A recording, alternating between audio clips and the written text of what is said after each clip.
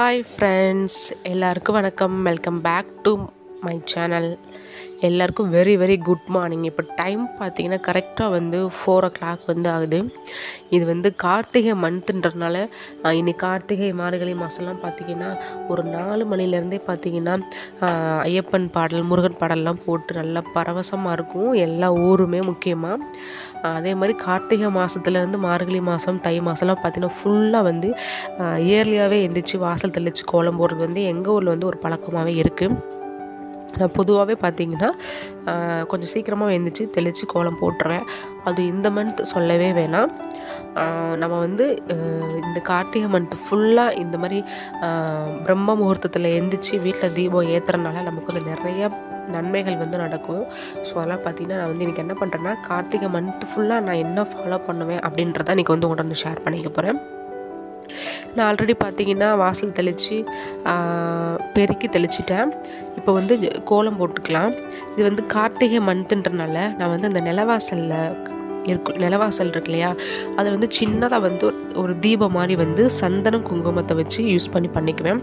நம்ம எப்போவுமே பொதுவாக பிள்ளையார் சொல்லி மாதிரி போடுவோம். நான் இன்றைக்கி தீபம் மாதிரி வரைஞ்சிக்கிறேன். சந்தனத்தால் வரைஞ்சிக்கிறேன். சந்தனத்தை கூட கொஞ்சமாக ஜவ்வாது சேர்த்துருக்கேன். ஏன்னா அப்படி இருக்கும்போது கொஞ்சம் என்ட்ரன்ஸில் யாராவது உள்ளே வர்றாங்க அப்படின்னா அவங்களுக்கு அந்த ஃப்ளேவர் நல்ல மனம் வரும், நல்ல ஒரு நறுமணம் கிடைக்கும் அப்படிங்கிறனால. அதே மாதிரி பார்த்திங்கன்னா நான் இப்போ இருக்கிறதுல பார்த்திங்கன்னா என்னோடய வீட்டுக்கு ஆப்போசிட்டில் ஒரு வீடு இருக்குது. ஸோ எனக்கு மெயின் வாசலே பார்த்திங்கன்னா இதுதான். இங்கேருந்து தான் நம்ம அப்படி நம்ம வீட்டுக்கு வர முடியும். ஸோ அதனால் நம்ம வீட்டு என்ட்ரன்ஸில் மட்டும் போடாமல் மெயினாக இருக்கக்கூடிய வாசலையும் தெளித்து கோலம் போடுறது எனக்கு பழக்கம். ஃபஸ்ட்டு அங்கே போட்டுட்டு தான் நான் நம்ம வீட்டு வாசலே போடுவேன். இன்றைக்கி பார்த்திங்கன்னா அதே மாதிரி கோலம் தான் நான் போட்டுட்ருக்கேன். இன்றைக்கி ஒரு தீபம் மாதிரி கோலம் போட போகிறேன். அதாவது நான் சிம்பிளாக தான் போடுவேன். எனக்கு ரொம்ப கிராண்டெல்லாம் கோலம் போட தெரியாது. எனக்கு தெரிஞ்ச கோலத்தை நான் கொஞ்சம் நீட்டாக போட்டுக்கிறேன், அவ்வளோதான். இந்த மந்த்து மட்டும்தான் கோலம் போடணும் அப்படிலாம் கிடையாதுங்க. எப்போவுமே நம்மளோட வீட்டு வாசலை கன்ஃபார்மாக ஒரு சின்ன கோலமாக, ஒரு குட்டி கோலமாக போட்டுக்கோங்க. மெயின் வாசலில் கோலத்தை போட்டு முடிச்சுட்டு அப்படியே பார்த்தீங்கன்னா நம்மளோட வீட்டு வாசலில் நில வாசல் இருக்கும் இல்லையா, அங்கே ஒரு குட்டியை ஒரு கோலம் போட்டுக்க போகிறேன். இங்கே கொஞ்சம் நல்லா சின்னதாக ஒரு ஸ்டார் மாதிரி நான் போட்டுக்க போகிறேங்க. போட்டுட்டு அதுக்கு மேலே கொஞ்சமாக மஞ்சள் குங்குமம் வச்சுக்கோங்க. அப்படி இல்லைன்னா குங்குமம் இருந்தால் கூட வச்சுக்கோங்க.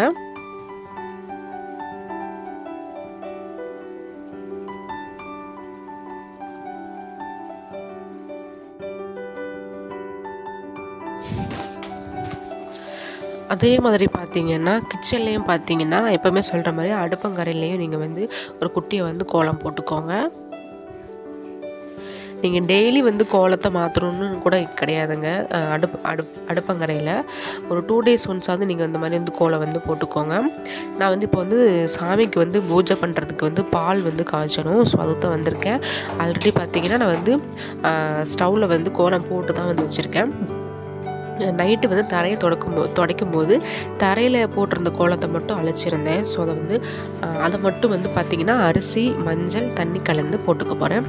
எப்போவுமே பார்த்திங்கன்னா கிச்சன் சுவரில் பார்த்திங்கன்னா ஸ்வஸ்டிக் இருக்கிற மாதிரி பார்த்துக்கோங்க. அது நீங்கள் நான் இன்றைக்கி சந்தனம் யூஸ் பண்ணி தான் போடுறேன். ஆல்ரெடி சொன்ன மாதிரி சந்தனத்தை கூட கொஞ்சம் ஜவ்வாது கலந்துருக்கேன். அதை வச்சு தான் இன்றைக்கி போடுறேன். அதே மாதிரி பார்த்திங்கன்னா ஸ்வஸ்டிக் போட்டு கொஞ்சம் லைட்டாக 4 பக்கமும் போட்டு வச்சுக்கோங்க. இந்த மாதிரிலாம் பண்ணும்போது பார்த்திங்கன்னா நம்மளோட கிச்சன் ஒரு நல்ல ஒரு வைப்ரேஷன் கிடைக்கும். அதுக்காக தான் நம்ம இந்த மாதிரிலாம் பண்ணுறோம்.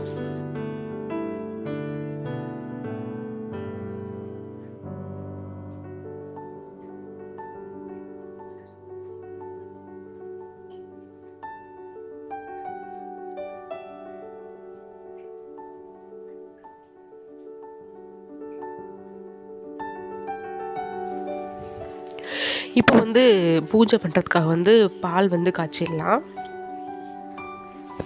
சாமிக்குன்னு வைக்கிற பால் பார்த்திங்கன்னா பசும்பாலாக இருந்தால் ரொம்ப ரொம்ப நல்லது. பாக்கெட் பாலை விட பசும்பால் தான் பூஜைக்கு யூஸ் பண்ணணும். உங்கள்கிட்ட கிடைக்காத பட்சத்துக்கு வேணால் நீங்கள் பாக்கெட் பால் யூஸ் பண்ணிக்கோங்க. அப்படி இல்லைனா நீங்கள் வேறு ஏதாவது ஃப்ரூட்ஸோ இல்லைனா பொரி, வெல்லம் இந்த மாதிரி ஏதாவது வச்சு கூட நீங்கள் சாமி கும்பிட்டுக்கலாம். பால் மட்டும்தான் வச்சு நீங்கள் சாமி கும்பிடணும்னு கிடையாதுங்க. ஏதாவது இனிப்பு வகைகள், பல வகைகள் என்ன இருந்தால் கூட பரவாயில்ல, பொரி இருந்தால் கூட போதும். நீங்கள் வந்து வச்சு சாமி கும்பிட்டுக்கலாம். பால் வந்து இங்கே காஞ்சிட்டு இருக்கட்டும். நான் வந்து அதுக்குள்ளே பார்த்தீங்கன்னா பூஜை ரூமில் நேற்றுக்கு போட்ட பூவெல்லாம் எடுத்துகிட்டு இன்றைக்கி வந்து புது பூ வந்து போட்டுக்க போகிறேன். இந்த பூ பார்த்திங்கன்னா நேற்றுக்கு காலையில் போட்ட பூ. ஆல்ரெடி நேற்று ஈவினிங் வந்து பூ வர வந்திருந்தது. ஸோ ஆல்ரெடி நான் வந்து வாங்கி கட்டி வச்சுருந்தேன். இன்றைக்கி பழைய பூவெல்லாம் எடுத்துகிட்டு நம்ம வந்து புது பூ வந்து போட்டுக்கலாங்க.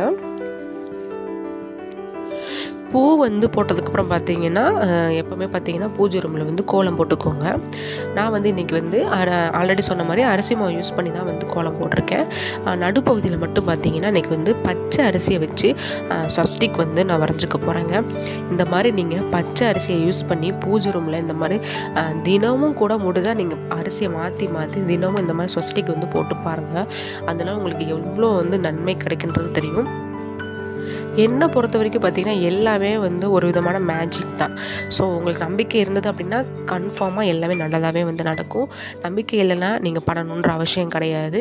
நான் வந்து இன்றைக்கி பச்சரிசியை யூஸ் பண்ணி நான் வந்து ஸ்வஸ்டிக் வந்து வரைஞ்சிருக்கேன். இந்த அரிசி கூட நீங்கள் வந்து மஞ்சள் போட்டு லைட்டாக தண்ணி தெளித்து நல்லா மிக்ஸ் பண்ணி மஞ்சள் கலரில் அரிசி மாதிரி இல்லையா, நீங்கள் அந்த மாதிரி கூட யூஸ் பண்ணி கூட நீங்கள் வந்து ஸ்வஸ்டிக் வந்து போட்டுக்கலாம். போட்டுட்டு பார்த்தீங்கன்னா ஃபுல்லாக வந்து குங்குமத்தை வந்து அந்த 4 முனையில் வச்சுட்டு நடுப்பகுதியிலையும் கொஞ்சம் வந்து குங்குமம் வச்சுக்கோங்க. இந்த சஷ்டிக்கு வந்து குங்குமம் வச்சதுக்கப்புறம் பாருங்கள், அது ஒரு பவர் இருக்க மாதிரி வந்து கன்ஃபார்மாக தெரியும். எனக்கு வந்து இப்போ ரீசெண்ட் டேஸாக வந்து நான் வந்து இந்த மாதிரி வந்து பண்ணுறேன். எனக்கு ஏதோ சஷ்டிக் போட்டு அந்த குங்குமம் போட்டு வச்சோன்னே பார்த்திங்கன்னா எனக்கு ஏதோ வந்து பூஜை ரூமில் வந்து ஒரு பவர் இருக்கிற மாதிரி வந்து எனக்கு வந்து தோணுது. ஸோ அதனால் நான் அடிக்கடி இதெல்லாம் வந்து இப்போ வந்து பண்ணுறேன். இப்போ வந்து விளக்கு பொருத்திடலாங்க. ஏன்னா இப்போ டைம் பார்த்திங்கன்னா 5 o'clock ஆயிடுச்சு. எனக்கு இதெல்லாம் கரெக்டாக 4 o'clock எழுந்திரிச்சா மட்டும்தான் நம்ம வந்து பெருக்கி கோலம் போட்டு எல்லாம் பண்ணுறது கரெக்டாக இருக்கும். அது வீடியோ எடுத்து பண்ணுறதுனால எனக்கு கொஞ்சம் எக்ஸ்ட்ரா வந்து டைம் ஆகுது, அவ்வளோதான். நான் வந்து காலையில் பார்த்திங்கன்னா ஒரு 5 o'clock விளக்கு பொருத்துறேன் அப்படின்னா 6 o'clock வரைக்கும் விளக்கு வந்து எரிய வச்சுருப்பேன். ஜஸ்ட்டு பொருத்திட்டு ஒரு 5 நிமிஷமோ 10 நிமிஷமெல்லாம் வச்சுட்டு அதுக்கப்புறம் நான் வந்து விளக்கு வந்து குளிர் வந்து வைக்க மாட்டேன். கன்ஃபார்மாக ஒரு 1 hour நான் காலையில் வந்து விளக்கு வந்து எரிய வச்சுருவேங்க. எனக்கு வந்து விளக்கு எரிகிறது ரொம்ப பிடிக்கும். நீங்கள் வந்து டெய்லி தினமும் இந்த மாதிரி காலையில் வீட்டில் விளக்கு ஏற்றி பாருங்கள். அப்புறம் உங்களுக்கே ஆட்டோமேட்டிக்காக ரொம்ப பிடிக்க ஆரம்பிச்சிடும். எந்திக்கிறதுக்கு சோம்பேறித்தனம் இருக்கவே இருக்காது. எப்படா காலையில் வரும், எப்படா நம்ம வந்து சாமி கும்பிடலாம், அந்த மைண்டு தான் வந்து உங்களுக்கு வந்து இருக்கும். நான் வந்து இன்றைக்கி வந்து சாம்பிராணி இதெல்லாம் வந்து போடலை. ஏன்னா வந்து என்னோடய கிட்ஸ்க்கு 2 பேருக்குமே வந்து கொஞ்சம் இப்போ வந்து சளி பிடிச்சிருக்கு. அதனால் வந்து சாம்பிராணி மட்டும் அவாய்ட் பண்ணிட்டேன். அவங்க வந்து ஹாலில் தான் படுத்து தூங்கிட்டு இருக்காங்க. ஒன்லி வந்து விளக்கு பொருத்திட்டு பத்தி மட்டும் காட்டி நான் வந்து இன்றைக்கி வந்து சாமி கும்பிட்டுக்கிறேங்க. நம்ம வந்து காலையிலையும் சாயந்தரமும் நம்ம வந்து சாம்பிராணி காட்டும்போது ரொம்ப சூப்பராக இருக்கும். வீடு பார்த்திங்கன்னா ஃபுல்லாக நல்லா நறுமணத்தோடு வந்து இருக்கும். நான் வந்து ஈவினிங் வந்து காட்டுவேன். ஏன்னா அப்போ வந்து குழந்தைங்களை வந்து வெளியில் வந்து விளையாடுறதுக்காக அனுப்பிடுவேன்.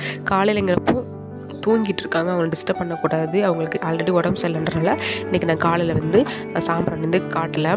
கன்ஃபார்மாக நான் நீங்கள் வந்து உங்களுக்கு வந்து வீட்டில் எல்லாருமே ஒத்துக்கும் அப்படின்னா கன்ஃபார்ம்டாக ஒரு நாளைக்கு 2 times வந்து கன்ஃபார்மாக நீங்கள் வந்து சாம்பிராணி வந்து காட்டுங்க. ரொம்ப வந்து ஒரு நல்ல ஒரு வைப்ரேஷன் வந்து கிடைக்கும். இப்போ வந்து நிலவாசலே நம்ம வந்து விளக்கு வச்சிடலாங்க. ஏன்னா பார்த்திங்கன்னா இது வந்து கார்த்திகை மந்த்துனாலே ஃபுல்லாக வந்து விளக்கு தான். அதுவும் நீங்கள் காலையில் இந்த மாதிரி பிரம்ம முகூர்த்தத்தில் வாசலில் நீங்கள் வந்து விளக்கு பொருத்தும் போது இன்னும் வந்து உங்களுக்கு வந்து நல்ல ஒரு பலன் வந்து கிடைக்கும். நான் வந்து 2 விளக்கு வந்து இன்றைக்கி வந்து பொருத்திக்கிறேன். இது வந்து நான் எல்லா நாளும் பொருத்துவேனா அப்படின்னா கிடையாது. நமக்கு வந்து சில நாள் வந்து முடியாத டயத்தில் நான் வந்து பொருத்த மாட்டேன். என்னால் முடிகிறப்போ நான் வந்து பொருத்துவேன். நான் வந்து தொடர்ந்து 31 நாளும் பொருத்துறேன் அப்படின்னு கேட்டிங்கன்னா கன்ஃபார்ம்டாக கிடையாது. உங்களுக்கு என்றைக்கு நீங்கள் வந்து பொருத்த முடியுமோ அன்றைக்கி வந்து கன்ஃபார்ம்டாக நீங்கள் வந்து பொருத்துங்க. எல்லாமே நம்மளோட மனசு தான் வந்து காரணம். தொடர்ந்து பொருத்தணும் அப்படின்றதெல்லாம் கிடையாது. முடிஞ்ச அளவுக்கு நீங்கள் வந்து தினமும் பொருத்துறதுக்கு ட்ரை பண்ணுங்கள், அவ்வளோதான். வீட்டு வாசலில் விளக்கு ஏற்றிட்டு அதுக்கப்புறமா வந்து வீட்டுக்குள்ளே வந்து ஏற்றுங்க. அதுக்கப்புறம் பார்த்திங்கன்னா சாமி கும்பிட்றதுக்கு வந்து ஆரம்பிங்க. இப்போ நான் வந்து ஒன்லி பத்தி மட்டும் காட்டி நான் வந்து இன்றைக்கி வந்து சாமி வந்து கும்பிட்டுக்க போகிறேங்க. பத்தியாக இருக்கட்டும், சாம்பிராணியாக இருக்கட்டும், சூடமாக இருக்கட்டும், எதுவாக இருந்தாலும் நிலவாசல்லேருந்து உள்ளே வாங்க. ஃபஸ்ட்டு நிலவாசல் காட்டிட்டு அதுக்கப்புறம் உள்ளே இருக்கக்கூடிய பூஜை ரூமில் வந்து காட்டுங்க. நான் வந்து கார்த்திகை மாதம் முழுவதுமே பார்த்திங்கன்னா எப்படி தாங்க வந்து சாமி கும்பிட்றேன், நான் வந்து எப்படி சாமி கும்பிட்றேன் அப்படின்றத நான் உங்கள்கிட்ட வந்து ஷேர் பண்ணியிருக்கேன். இதுலேருந்து உங்களுக்கு சின்ன சின்ன விஷயங்கள் கன்ஃபார்மாக வந்து யூஸ்ஃபுல்லாக வந்து இருக்கும். நீங்களும் வந்து விரும்பி சாமி கும்பிட்றவங்களா இருந்தீங்கன்னா உங்களுக்கு தெரிஞ்ச விதத்தில் நீங்கள் சாமி கும்பிடுங்க. ரொம்ப எஃபோர்ட் எடுத்து அப்படி பண்ணணும் இப்படி பண்ணணுன்னு அவசியம் கிடையாது. உங்கள்கிட்ட என்ன இருக்கோ அதை வச்சு மன நிம்மதியோடு நீங்கள் வந்து சாமி கும்பிட்டாலே போதும். என்னை பொறுத்த வரைக்கும் மனசால் கடவுளை உண்மையாக நினச்சாலே போதுங்க. வேறு எதுவும் பண்ணணும்னு அவசியம் கிடையாது. எல்லார் வீட்லேயுமே பார்த்தீங்கன்னா கன்ஃபார்ம்டாக வந்து விளக்குன்னு ஒன்று இருக்கும். ஸோ அந்த விளக்கில் நீங்கள் எண்ணெய் விட்டு ஏற்றினாலே போதும், உங்களோட வேண்டது வந்து கன்ஃபார்ம்டாக வந்து நிறைவேறும். அதில் எந்த மாற்றமும் கிடையாது. இந்த பூஜையை பொறுத்த வரைக்கும் கார்த்திகை மந்த்தும் கிடையாது. நீங்கள் தினமும் காலையில் ஒரு 4 o'clockலேருந்து 6 o'clock சாமிக்கிட்ட ஒதுக்கிக்கோங்க. அப்படி உங்களால் முடியாத பட்சத்துக்கு ஒரு 5 o'clock எழுந்திரிச்சு பெருக்கி கோலம் போட்டுட்டு ஜஸ்ட்டு பூஜை ரூமில் விளக்கு மட்டுமாவது ஏற்றுறதுக்கு ட்ரை பண்ணுங்கள். ஒரு 1 week உங்களுக்கு கஷ்டமாக இருக்கும். ஆட்டோமேட்டிக்காக பார்த்தீங்கன்னா 1 week அப்புறம் நீங்களே வந்து ஷார்ப்பாக வந்து எந்திரிச்சு சாமி கும்பிட வந்து ஆரம்பிச்சிருவீங்க. நானுமே அப்படி தான் ஸ்டார்டிங்கில் வந்து அப்படி தான் கொஞ்சம் வந்து அலாரம் வச்சு தான் எந்திரிச்சேன். அதுக்கப்புறம் போக போக பார்த்தீங்கன்னா எனக்கு வந்து இதுவே வந்து ரொட்டீனாக வந்து மாறிடுச்சு. ஸோ வந்து பார்த்திங்கன்னா எனக்கு வந்து ஒரு ஹாப்பினஸ் வந்து இருக்குது பூஜை பண்ணுறதுனாலோ சாமி கும்பிட்றதுனாலோ. ஸோ உங்களுக்கு பிடிச்சதுன்னா நீங்கள் இதில் இருக்கக்கூடிய மெத்தடை சின்ன சின்ன டிப்ஸை வந்து நீங்கள் ஃபாலோ பண்ணி நீங்களும் நல்ல விதமாக சாமி கும்பிட்டு உங்கள் லைஃப்பில் வந்து எப்பவும் ஹாப்பியாக இருக்கணுன்றதை நானும் கடவுள்கிட்ட வந்து வேண்டிக்கிறேன். நான் வந்து அடுத்த வீடியோவில் வந்து மீட் பண்ணுறேங்க. அது வரைக்கும் டாடா பாய்.